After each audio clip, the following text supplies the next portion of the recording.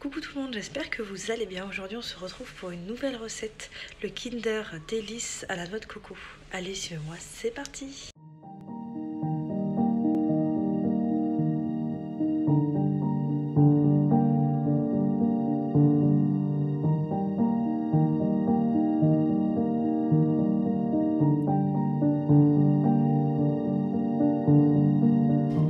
Donc c'est parti, on commence par la génoise au cacao. Donc dans un cul de poule ou un bol de robot, vous allez casser 4 œufs et ajouter 80 g de sucre de coco. Vous pouvez utiliser du sucre en poudre normale, il n'y a pas de souci.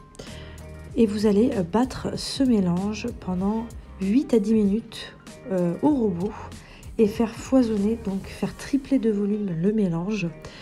Et c'est ce qui va nous donner de la légèreté à la génoise.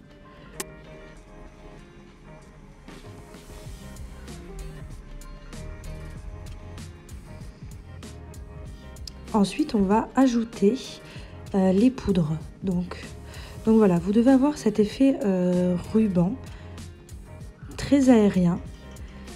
Et donc là, délicatement à la maryse, on va incorporer la farine et le cacao en poudre non sucrée. C'est très important. Donc on ajoute 100 g de farine. Vous pouvez la tamiser. Et vous ajoutez également 25 g de cacao en poudre non sucrée.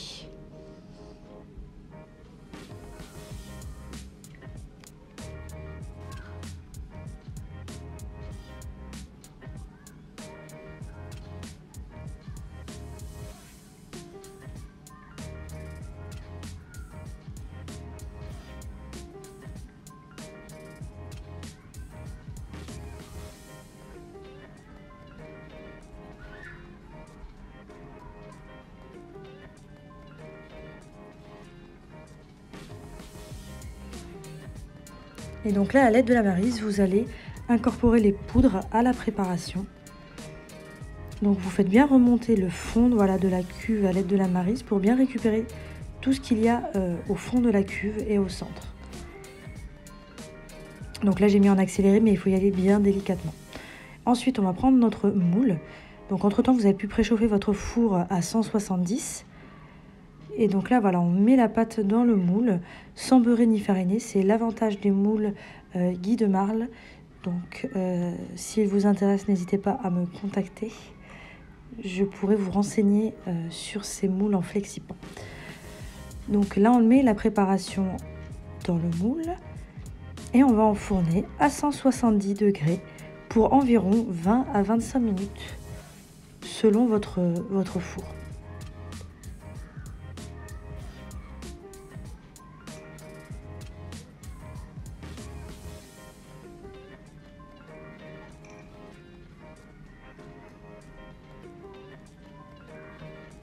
Voilà, on pense à bien répartir la pâte dans tout le moule, que la préparation soit bien homogène partout. Et c'est parti, on enfourne. À la sortie du four, elle a bien gonflé, elle est bien moelleuse. Et comme vous pouvez le voir, elle n'accroche pas au moule. On laisse refroidir une bonne quinzaine de minutes et on va pouvoir la découper en deux parts égales, et on va imbiber légèrement le biscuit de lait pour qu'il puisse garder son moelleux et éviter qu'il s'assèche. Là par exemple, c'est une recette que j'ai fait la veille pour le lendemain, donc le mieux c'est vraiment d'imbiber votre biscuit.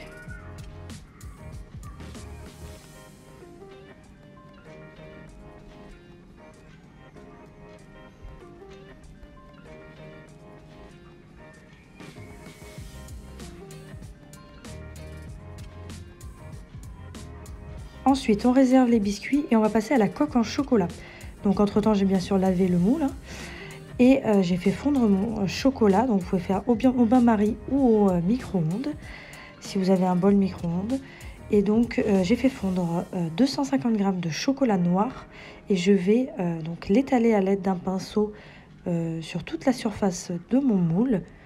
Je vais mettre une première couche que je vais faire prendre au frigo pendant une vingtaine de minutes. Et ensuite, je vais venir faire une seconde couche de chocolat pour avoir une coque bien homogène, bien résistante quand on va démouler. On en met bien partout sur toute la surface pour éviter les bulles d'air ou les trous.